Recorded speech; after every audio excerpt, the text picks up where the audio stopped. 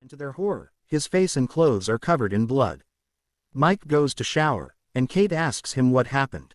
And in a dismayed tone, he tells her that Scott chased him, and he thinks he's killed him. While talking in the living room, Mike tells them that when Scott threatened Katie he saw red, and attacked him. Mike was able to take Scott's camera, and after viewing it, Brian notices the appearance of Mike's fingernails. Shocked, he asks if they are claws. Kate starts to make excuses for Mike, saying he was just defending himself, and Brian accuses her of trying to justify the attack. The footage then skips to Kate running up to a police-restricted area. As it turns out, they have found Scott's body in the woods. She gets as close as she can, and starts to take pictures. Sam and Dean are also on the scene, and the lead detective can be heard telling them that the victim was ripped to shreds, with his heart found a good distance away from his body, and something had been eating it. Brian runs back to the apartment and starts yelling at Mike, asking Mike if he ate a human heart. Mike appears confused, and Brian tells him that Scott's body was found shredded with his heart eaten. Mike tells him he doesn't remember anything. The two began to argue, and Kate steps in to break them up, but when Brian goes to yell at Kate, Mike throws him across the room. Later, Mike is then seen sobbing into Kate's arms, terrified of what he's becoming, while Kate tries to give him hope. Kate then goes to speak with Brian, who has completely turned against Mike at this point. Kate tells him that he doesn't understand why she's on Mike's team, because he's never been in love. She tells him that they need to help find answers for Mike, but as the camera focuses in on Brian's face, his bitter expression shows that his mind is elsewhere. It is the next day, and Kate and Mike decide to stalk Sam and Dean as they go about their investigation. They find them at the coroner's office, wrapping up an interview. As they listen in, they hear them talk about the case, suspecting they are dealing with a werewolf, but Sam says it's not that time of the month. Kate and Mike hear them talk about hitting the monster books, before they get in the Impala and drive away. Mike sits there looking defeated, as Kate tries to snap him out of it.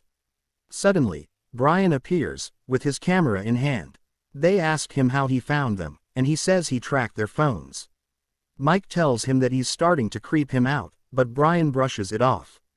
Getting an idea, Kate then asks Brian what else he's able to hack into. Brian tells her anything, and the group devises a plan to further stalk Sam and Dean, leading them to a restaurant where they access the cameras, and send Mike in to sit across from them, with a device to capture their audio. They hear Dean read from a book, that werewolves who are turned by a purebred, at least of 4 generations, can transform before, during, and after the lunar cycle. These alpha werewolves don't black out when transforming, and they have better control of themselves. Sam reads that some of them actually choose to survive off of animal hearts. They also suspect that the alpha entered town 10 years ago, when the town experienced a murder similar to the current-day cases. They suspect that he decided to settle and has been living in the town ever since, and is now relapsed, and is now back to feasting on humans. Back at the apartment, Kate, Mike, and Brian are listening to the recorded conversation, and Mike starts to freak out after learning that he's a werewolf. He becomes scared because he knows that Sam and Dean are actually in town to hunt werewolves, and they are probably not FBI. Kate tries to calm him down, telling him that they are looking for the pure-blooded alpha with a werewolf bloodline, not him. Mike, who is still upset, wonders if he will have to eat chicken hearts for the rest of his life, before storming off into his room, with Kate behind him. Later that night, Brian is reviewing the footage from the night that Mike got bit, and he discovers a clue. He tries to tell Kate and Mike, but they ignore him and slam their bedroom door shut. Brian grabs papers off of the printer and leaves to investigate on his own. He ends up in the woods where Mike's accident happened, and he starts to search around the ground. He then spots an object, which turns out to be a fraternity pendant. The same frat pendant that Professor Ludinsky was wearing in his lecture that Brian recorded. The next day Brian goes to Ludinsky's office and sets up a hidden camera while he's not in the room. Once Ludinsky enters the office, Brian tells the professor that he knows what he is, before throwing his pendant on the table. The professor acts confused, and Brian continues on, telling him that he found the pendant in the woods where he bit his friend, Mike. He tells Ludinsky that he put a hidden camera in the room, and it is feeding back to his laptop, just in case anything were to happen to him. He then demands that Ludinsky turn him into a werewolf. The professor tries to calm Brian down, but Brian then pulls out a silver knife and charges at him. We can hear Ludinsky's fangs protrude as he pleads with Brian to leave because he doesn't want to hurt him. Brian calms down and the two then sit down and Professor Ludinsky starts to confess that he was content living off of animal hearts, but he fell off the wagon with Carter, the first victim. And out of fear of hunters, he chose Mike, the student that sleeps through his lectures, as a scapegoat. Brian tells him that he's tired of being a weak outcast, and he wants to live life and see the world as werewolves do. Ludinsky tells him that we don't get to choose who we are. Brian then lifts up his sleeve to show that he had managed to get a bite mark out of the professor.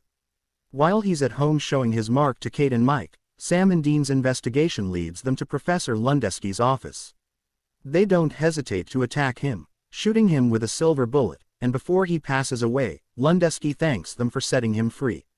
It is here that Sam and Dean discovered the hidden camera that will lead them to the apartment. Back at the house, Brian shows Kate and Mike his mark, and Mike flips out. Mike admits that he remembers everything about attacking Scott, including eating his heart, and Mike can't stop thinking about eating another one.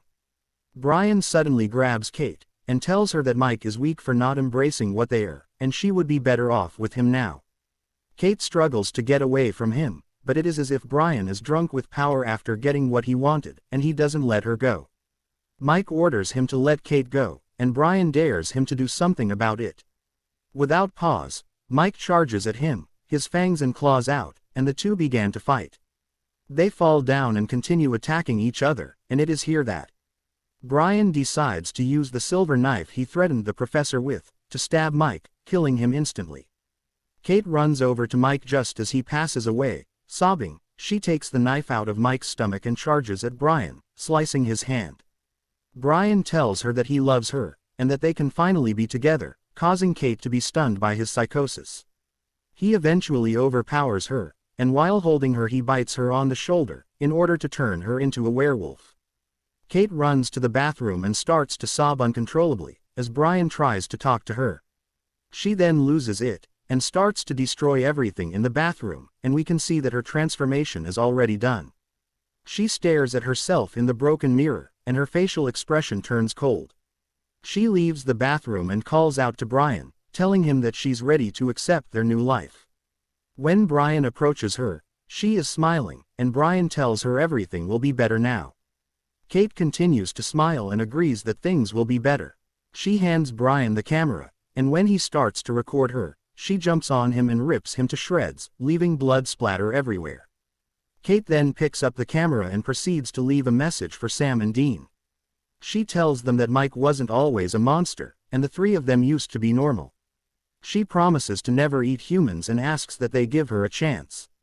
This is the end of the footage left behind, and Sam and Dean contemplate going after her, but they decide to give her a chance. The case is now closed, and the episode ends here. This has been Survival Recaps. As always, thank you for watching. See you next time.